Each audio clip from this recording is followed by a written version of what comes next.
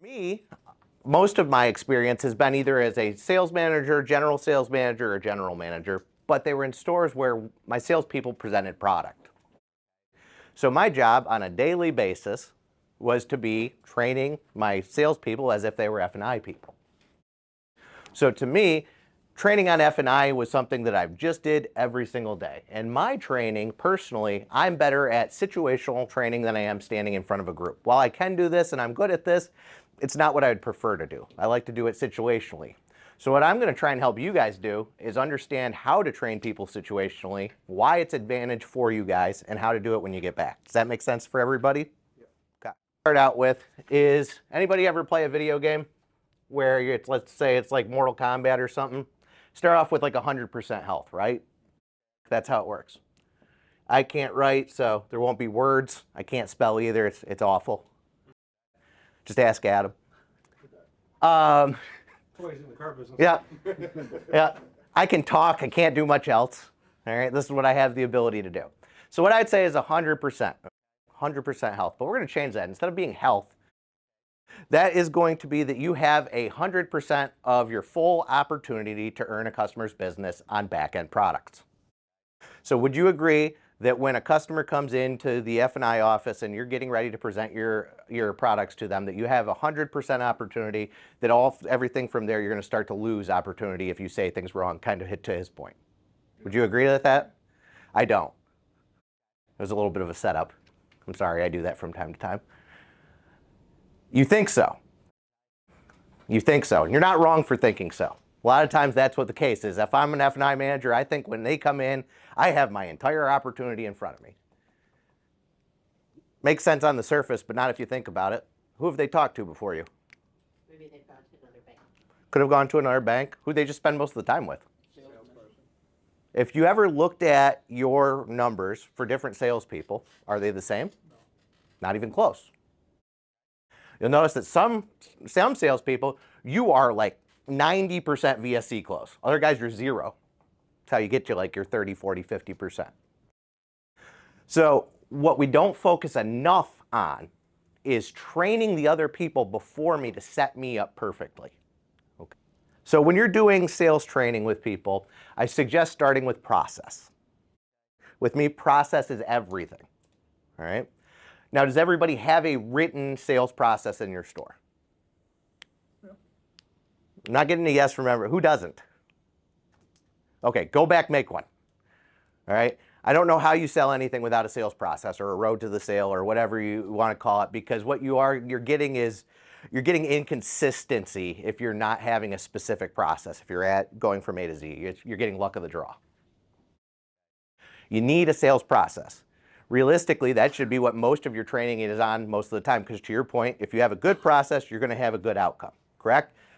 That's why I've always been super happy to have people that don't know anything about what they're doing. They come in, they generally do well because they do exactly as I tell them to do and no other way, right? You ever notice that? The more that you learn, the worse you are at your job. Because you start to think that you know better than what the process is, right? And to me, a trial close is the most important portion of this whole entire deal. Because of a couple reasons, all right? I've said the same exact trial close for 20 years at this point in time. Now, I don't care that you say the exact words I do, but if you change them to make sure that they mean the correct things, okay? Because words have meaning, to your point. I say it this way for a reason. If you change it too much, you might not get the same outcome, but I'm going to explain. And let's say that I was with Billy, and Billy's my customer, and I'm test driving this car. We're in a new Ram. And I say, hey, Billy, if I'm able to get this car to a price and payment that is acceptable to you, is this the vehicle you want to take home with you today? Possible. Have you ever seen anybody let you work numbers on a car they had zero intention to buy? Yeah, they don't want to tell you this is the wrong car. You got to ask. So that's number one. Find out, is this the right car? Number two, I love a handshake close from a sales department standpoint. I don't like to ask, I assume everything. So if I got Billy to say, hey, yes, this is the car I would like to buy. Remember, hey, Billy, if I'm able to get this vehicle to a price and payment that's acceptable to you, is this vehicle you want to take home with you today? So when we come through, my intent as the sales manager is to give the last offer to be something I can do, hopefully. so that I can just walk up and I can go, hey, Billy, I was able to get you to 757 like you agreed to. I got your car getting out back and cleaned. We're going to get your paperwork ready. I'm going to have my finance manager who talked to you a few minutes ago. He's going to be back out here with you in a little bit. Anybody notice what else I just did right there? Two things. I just closed the deal by shaking the hand. When is he taking delivery of the car? Now. Spot everything. So for me, if I'm going to train my salespeople, man, I do that one at least monthly. Okay, I will take a half an hour to an hour to talk about a test drive. All right, do it every month for the last 20 years. Early TO intervention, I'm not going to get into it too much. Everybody's talked about it. You might notice that that's a theme. I don't think anybody has not talked about it. Make sure it's happening, all right? To all this point, to the processes, it's not the processes that are a problem, it is the people. I know a lot of places that have a early TO as part of their process, and they do it about 40% of the time. It's not the process's fault, it's their fault. Make sure it happens, all right? You don't want to be surprising the customer and seeing them the first time when you're trying to get them to spend more money. That's just setting yourself up for disaster. We want to keep that health at 100, okay? Because if we do that and we don't see them, you probably cut that health in half at best if you didn't talk to them beforehand, all right? So each one of those things, if I don't know them, if they didn't do a trial close, if they didn't find out that information for me, all that stuff is losing how much opportunity I have to sell that extra product at the end. Does that make sense? Next thing is, you got to train your sales manager. To Adam's point, you need to be close with your sales manager. I've been in lots of stores where the finance manager and the sales manager are not talking to each other. It's like they're in different departments. Number one, you should be teamwork. Everybody should be on the same team. Service, parts, office, sales. If that's not how you're running your store, make it your own personal agenda to make that happen. If you're not working as a team, you're not maximizing yours or anybody's pay. You're just not. What you need to do is talk with your sales manager and ask them to help you out when they're desking deals.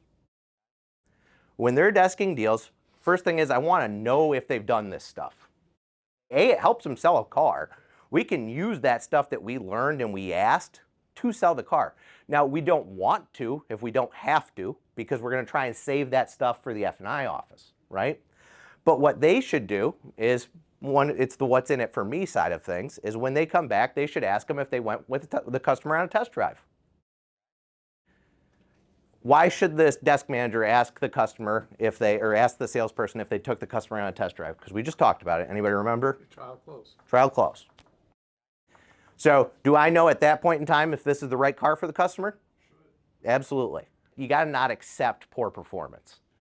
I am not the easiest person to work for, but I will be there and I will work for you.